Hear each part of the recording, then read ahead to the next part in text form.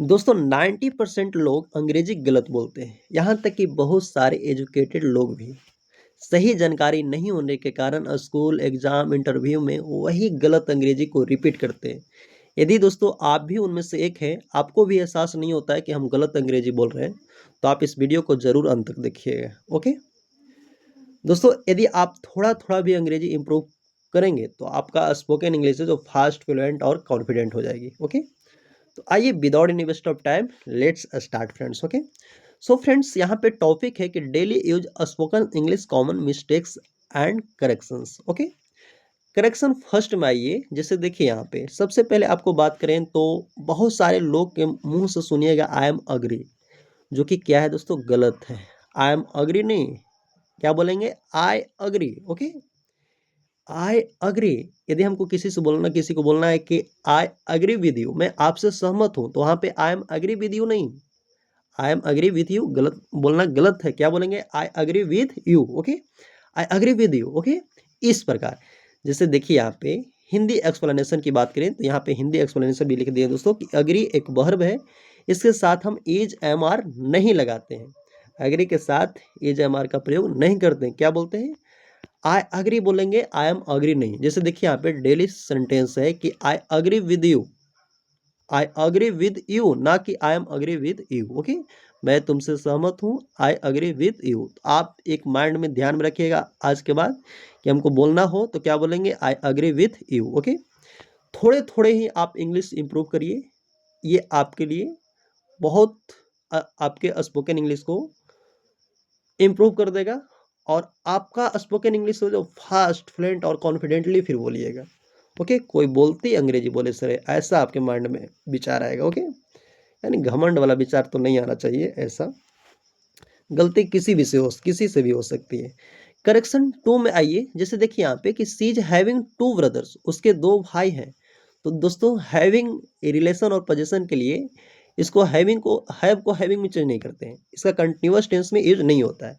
हम क्या बोलेंगे, सी हैज टू ब्रदर्स, उसके दो भाई हैं, तो क्या बोलेंगे, she has two brothers. Okay, having नहीं, having she is having two brothers बोलना गलत हो जाएगा। ओके, यहाँ पे डेली यूज सेंटेंस की बात करें तो सी हैज टू ब्रदर्स, उसके दो भाई हैं, तो क्या बोलेंगे, she has two brothers. Okay दोस्तों, नेक्स्ट है आपका, देखिए करेक्शन थ्री में चलते हैं।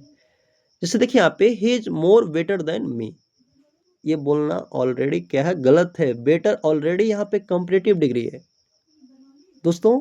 जिस एडजेक्टिव के लास्ट में हम ईआर लगा के कंपैरेटिव बनाते हैं, उसके पहले मोर लगाना गलत बात है, यानी मोर हम नहीं लगाते हैं।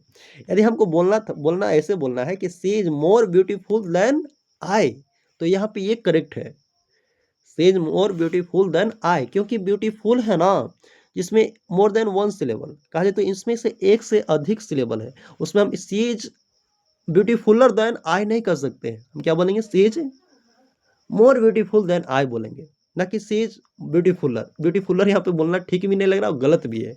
तो यहाँ पे ऑलरेडी जो गुड का जो कंपैरेटिव होता है वो बेटर होता है, तो यहाँ पे बेटर ऑलरेडी कंपैरेटिव फॉर्म में है, और यहाँ पे हम मोर बेटर लगाना गलत है।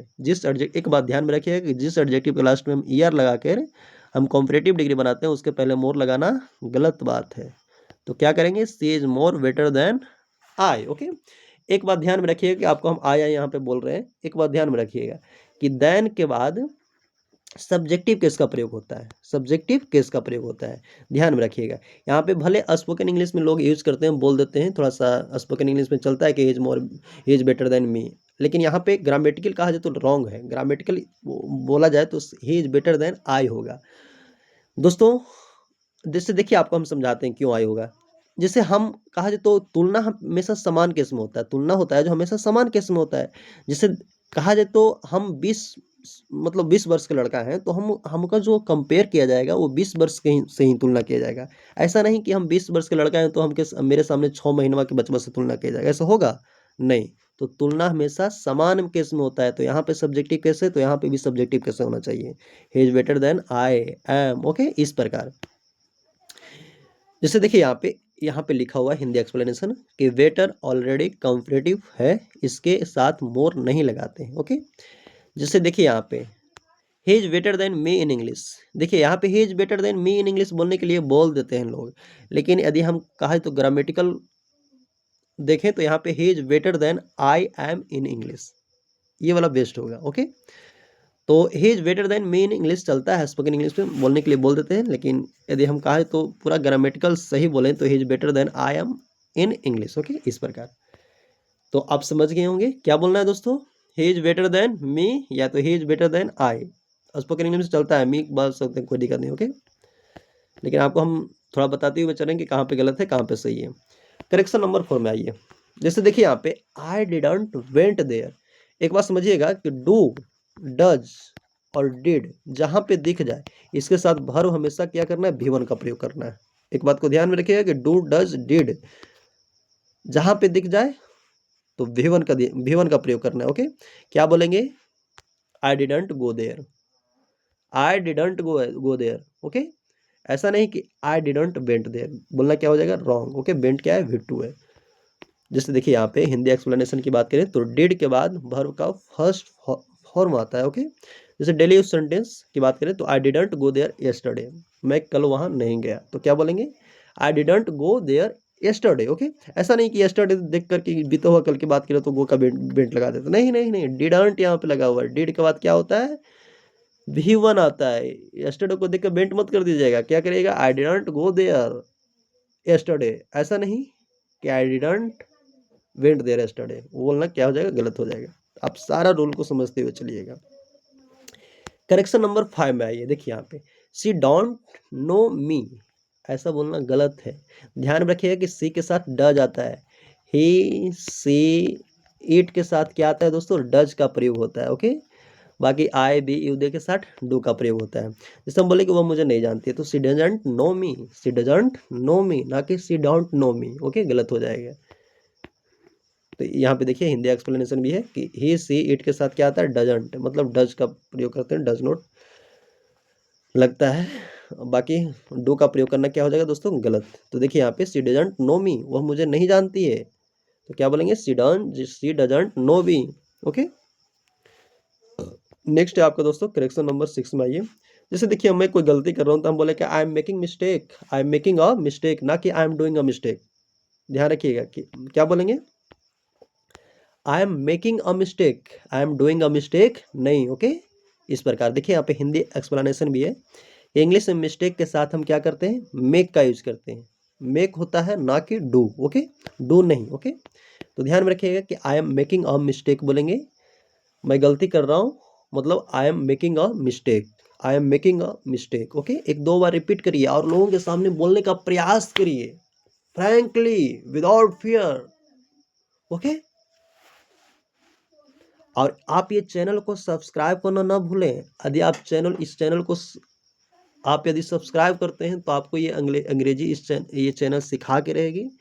आप यदि थोड़ा थोड़ा भी रोज सीखते हैं तो आगे जाके एक बहुत बड़ा खास आदमी बन जाइएगा। ओके, जिससे देखिए यहाँ पे हेज, देखिए हेज एल्डर देन मी, ये बोलना क्या है, गलत है। जैसे देखिए यहाँ पे एल्डर यहाँ पे फैमिली के अंदर यूज होता है। जैसे हम बोले कि I am an elder brother, तो ये करेक्ट है। ओके, तो यहाँ पे एल्डर देन मी बोलना गलत है। हम क्या बोलेंगे, he is older than me. यहाँ पे देन के बाद आई का भी प्रयोग करिए। अभी अभी हम बताया कि देन के बाद क्या होता है, सब्जेक्टिव केस का प्रयोग होता है, लेकिन स्पोकन इंग्लिश में चलता है। क्या बोल सकते हैं, ही इज ओल्डर देन मी भी बोल सकते हैं। ओके, जैसे देखिए यहाँ पे एल्डर फैमिली के अंदर यूज होता है, कंपेरिजन में हमेशा क्या करना है, ओल्डर का प्रयोग करना है, कंपेरिजन में ओल्डर का प्रयोग करना है। ओके, देखिए यहाँ पे डेली यूज सेंटेंस की बात करें तो he is older than me, वह मुझसे बड़ा है, तो क्या बोलेंगे, he is older then me या आई।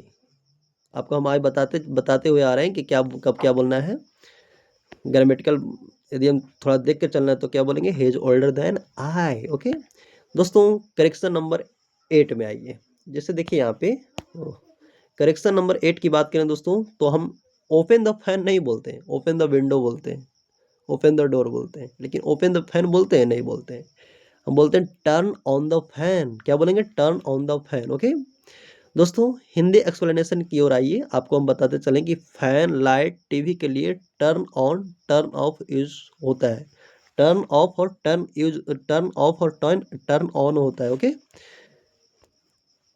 समझिएगा यहाँ पे। जैसे देखिए हम बोले कि please turn on the fan, fan चला दो, तो क्या बोलेंगे? Please turn on the fan. Okay, fan चला दो प्लीज, तो please turn on the fan, इस प्रकार। ओके दोस्तों, यदि आप थोड़ा थोड़ा भी अंग्रेजी इंप्रूव करना चाहते हैं, आप बिल्कुल अंग्रेजी इंप्रूव करना चाहते हैं, तो इस चैनल को सब्सक्राइब करना ना भूलें और लाइक करना ना भूलें। दोस्तों नेक्स्ट वीडियो में इससे भी एडवांस लाऊंगा। ओके, अभी हम थोड़ा सा बेसिक बता रहे थे दोस्तों, और इस वीडियो में इस मतलब इससे इसके बाद वाला वीडियो में एडवांस रहेगा। ओके, एडवांस लेवल का रहेगा, तो प्लीज़ सब्सक्राइब लाइक करना ना भूलें। ओके।